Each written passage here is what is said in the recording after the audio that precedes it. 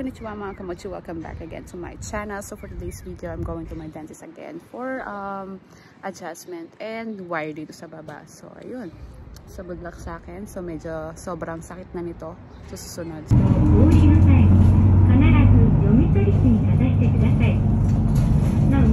Nire-request ko kanya sensei na blocking dito sa baba. Kasi mas kita yung kapag naka-block or mas whiter siya. Tingnan.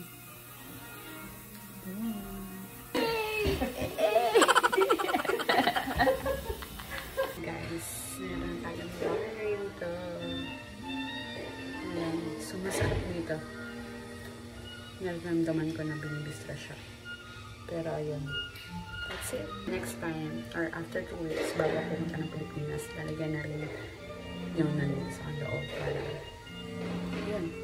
So that's it, guys. Thank you so much for watching this vlog. I hope that you like this one. Alright, so I'll keep you posted what will happen to my journey to this braces. Kasi haba-haba to, mga 2.5 years or 2 to 3 years, ganyan. So yeah, sana panoorin niyo pa yung mga iba kong vlogs, and I'm editing right now sa iba pa mga vlogs, and yun lang. I'm here now in the bus station. Grabe, nararamdaman ko binibistra yung ngipin sa baba. Medyo masakit na, in fairness talaga. Grabe, totoo nga ang balita. Tiis ganda tayo, guys. Ang ganda.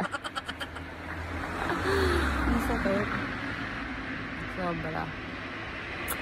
Okay, guys, thank you so much for watching this vlog. I hope that you like this one. And yon. I'll see you again on my next one. Alright, so bye. Chaneng.